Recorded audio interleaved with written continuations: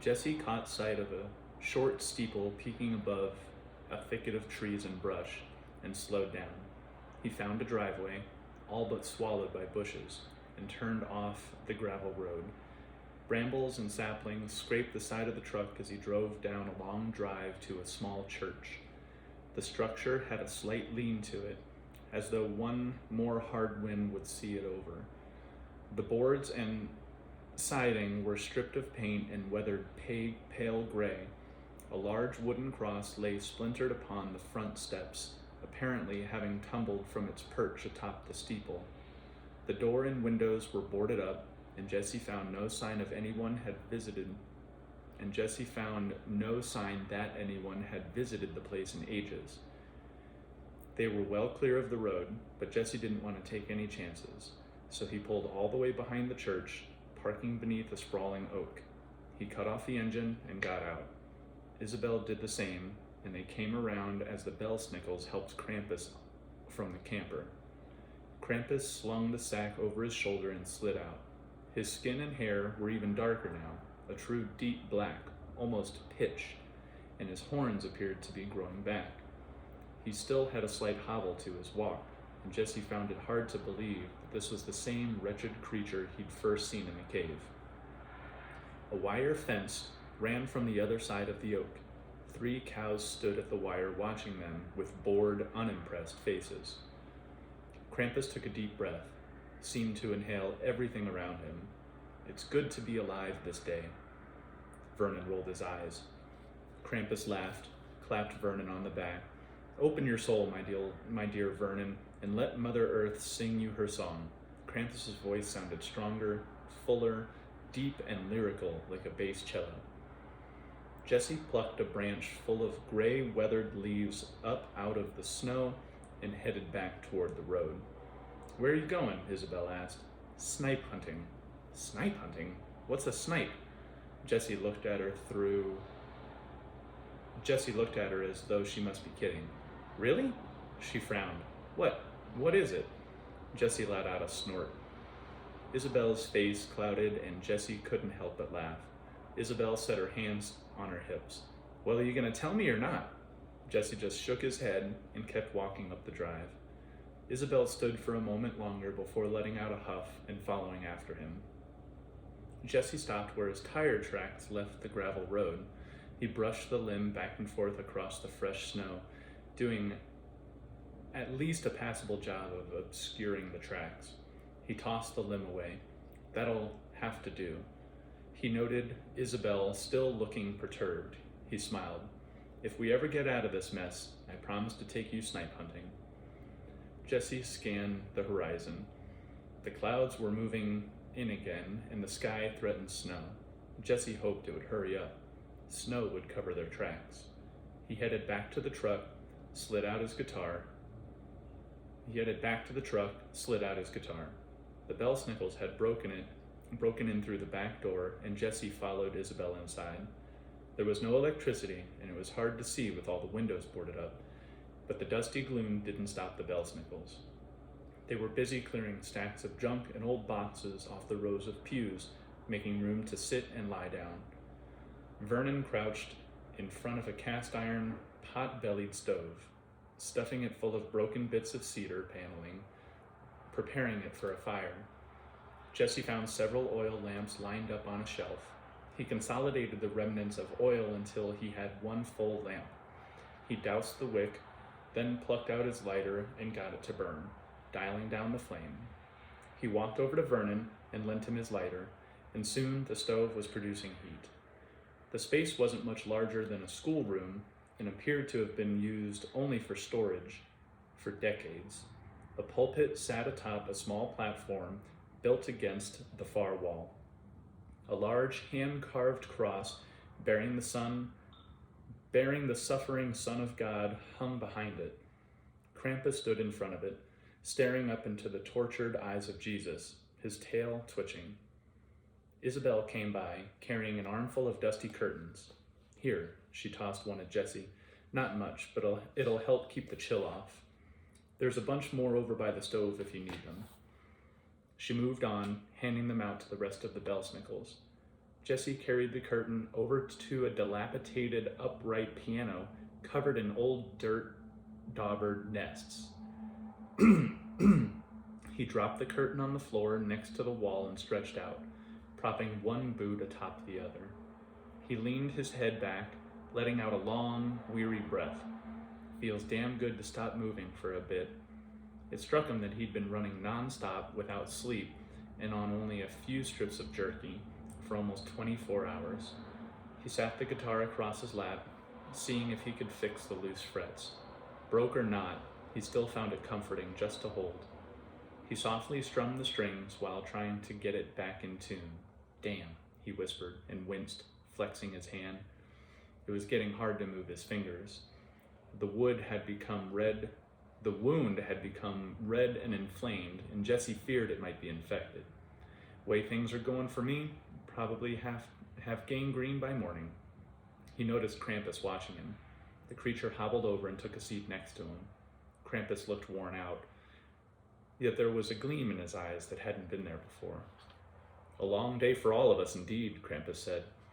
For me, it's the end of 500 years of long days. For me, it's the end to 500 years of long days.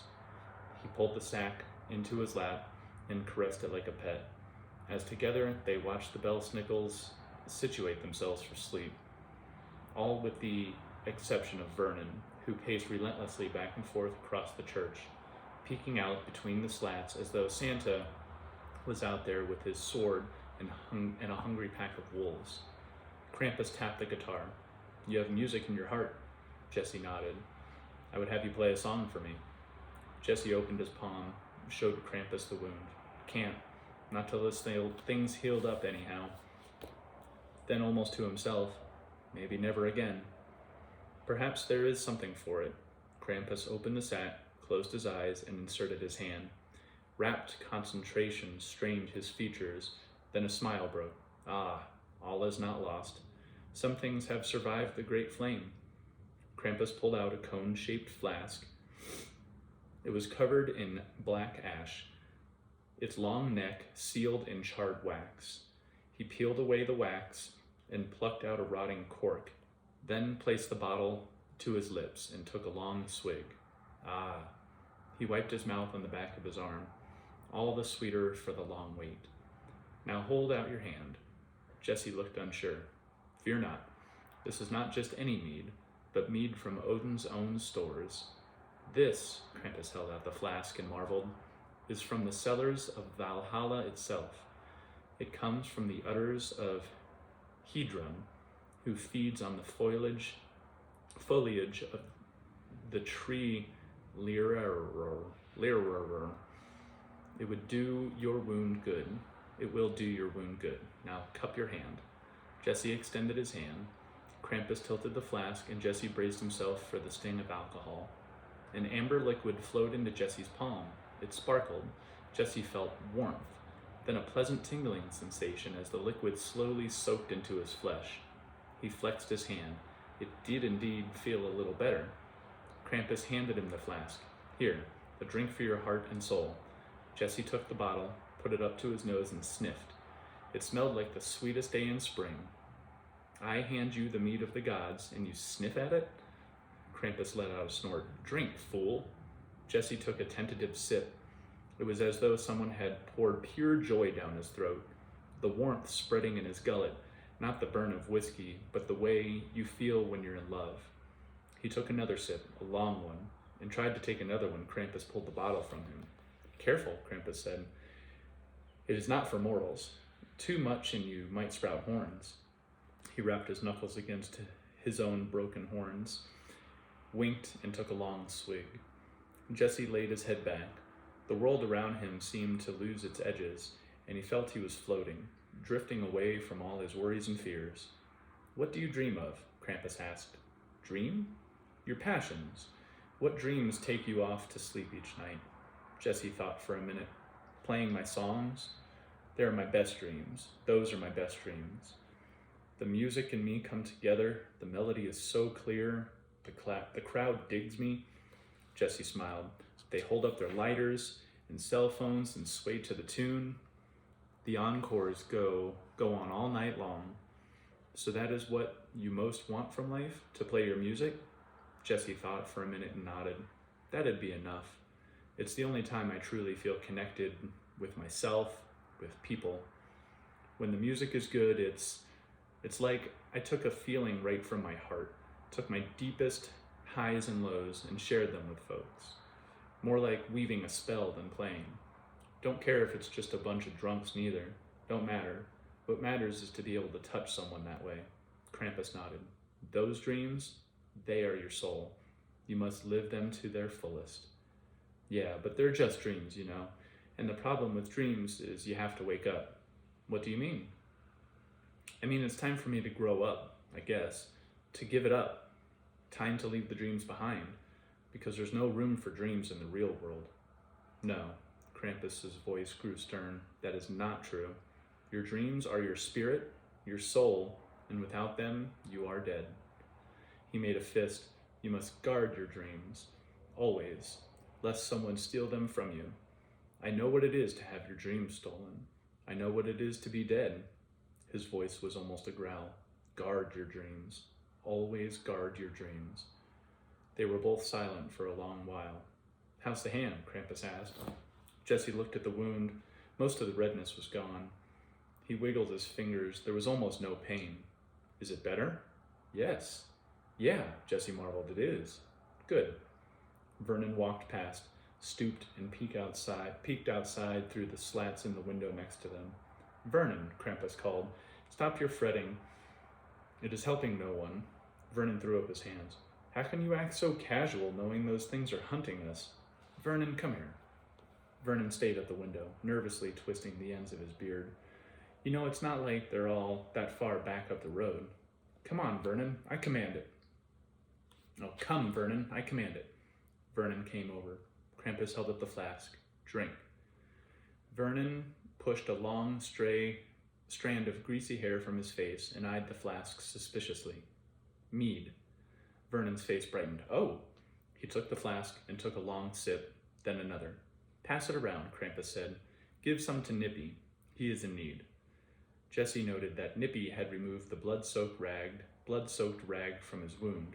The gunshot was red and swollen, but not raw, and actually appeared to be forming a scar already. Jesse might have been more amazed, but he'd seen enough wonders this day to understand some sort of magic was at play. Vernon walked the flask over to Nippy. Nippy took a deep swig and passed it on. The bottle went around and round until all the Belsnickles were sitting or lying upon their makeshift beds, their faces mellow. Jesse noticed Krampus staring out into space, gently caressing the velvet sack, a dreamy look on his face. So, Jesse asked, what does a Krampus dream of then? Krampus stopped stroking the sack, didn't say anything for a long moment. I dream of spreading the splendor of Yuletide once again across the land and returning sweet Mother Earth to her glory. To see my temples and shrines all across the world, to have the peoples pay homage, that, Jesse, music maker, that is my dream. All across the world, huh? Nothing wrong with shooting high, I guess. Krampus nodded, his eyes still far away. Yuletide? I thought that was the same thing as Christmas. Christmas, Krampus spat. No, Christmas is an abomination, a perversion. Yule is the true spirit of Mother Earth. Yule is the rebirth of seasons. Without Yuletide, Mother Earth cannot heal herself, will wither and die. That is why it is so important that I reawaken the spirit within mankind, help them to believe again, because it is their power of belief, their love and devotion that heals the land. And let me get this straight, that Santa Claus fella, I take it he's in your way somehow? That name is a lie, a sham. Krampus's lip curled up into a sneer. His name is not Santa Claus. His true name is, he hesitated, seemed incapable of saying more.